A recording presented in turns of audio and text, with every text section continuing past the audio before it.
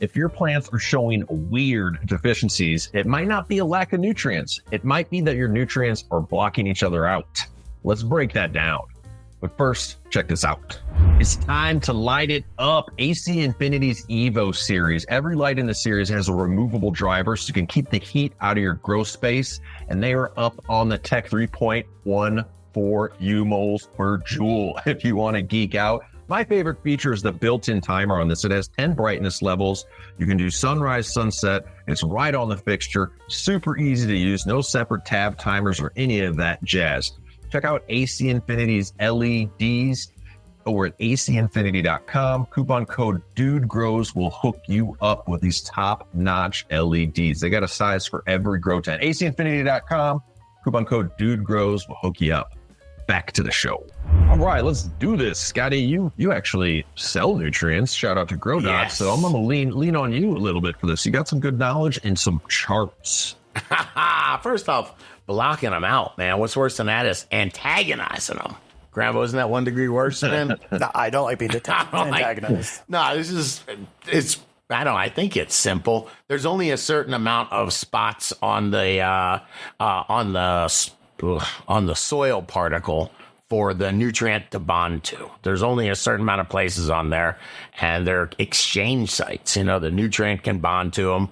Then they call them cation exchange sites. But it's places where the nutrients can bond. And the idea is if you put too much of anything on there, at least most things, phosphorus, potassium, nitrogen, calcium, magnesium, and they'll block the other stuff out, man. There's only a certain amount of places for nutrient to be absorbed. And so that's why everything's got to be in balance. And I would commonly see this happen when somebody's trying to, address a deficiency. Maybe it is, maybe it isn't, but they it's very common, of course, for people to be like, just put some more CalMag on it. But other things as well, people will be like, oh, I need more phosphorus. If you're running a nutrient line and you're following a feed chart, you're measuring your EC or ppm, most of the time you're golden. Most of the time you're good. It's when something else is added in there that causes this antagonism.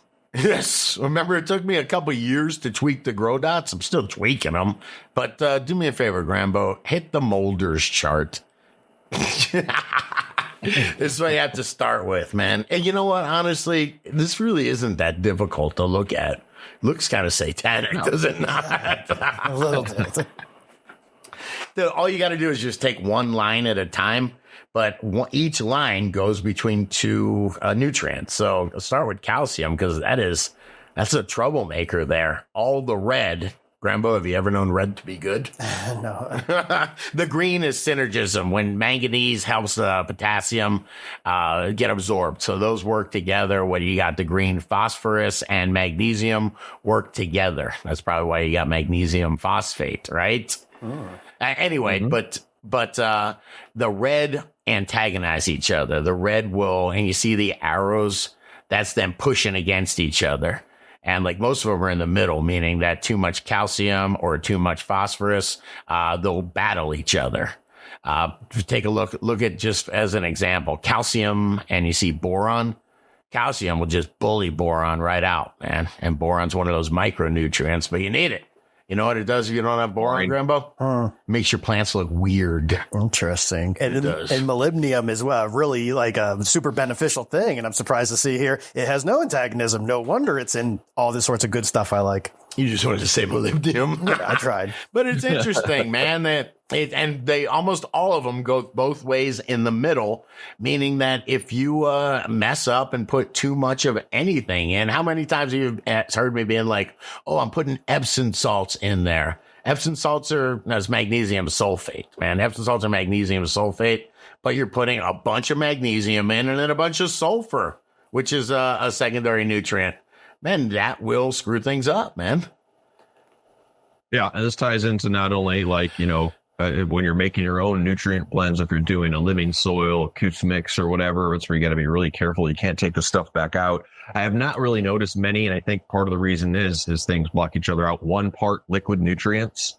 GrowDots is in a dry form, which is a whole different ball game.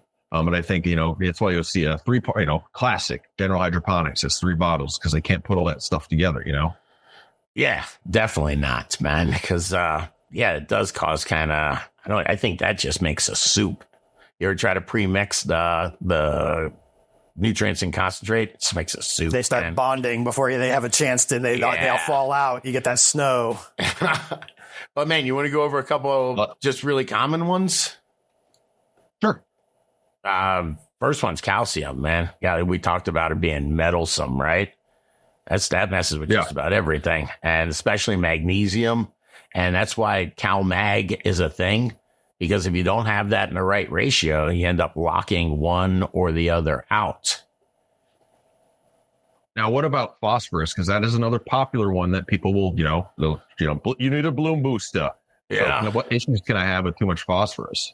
I don't have the Mulder's chart out, but I think it is. Yeah, what's it block? Nitrogen, right? Let's see. It blocks iron. Dude, it's a troublemaker. Iron, calcium, potassium. Man, troublemaker, dude. Zinc. What are you going to do without zinc, dude? Can we facilitate this troublemaking with microbes? I mean, that's one way that, we like to keep the rhizosphere happy, right? Yes, and it is cool. We always talk about buffering nutrient at the pH zone. They're able to change nutrients in these little nano areas, like that, Grambo, nano areas.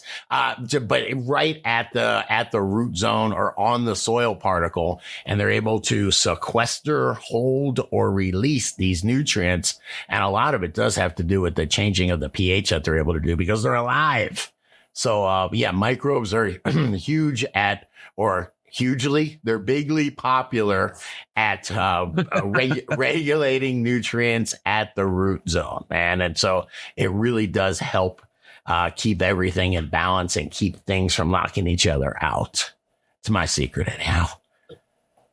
Well, my tip would be, using a trusted nutrient line, following a feed chart. Some people like to go economical, and they have their own inputs and they measure them, and you're creating their own MPK to a degree. You got to be really careful with that. But let us know in the comments below. Have you been antagonized by your nutrients? Man, are you antagonizing your nutrients? Come on, let us know in the comments. And if you dug this video, come on, hit the like button, hit that subscribe button, antagonize another grower by sharing this video with them. Check out the other couple of videos YouTube's recommended. Take it easy, all y'all.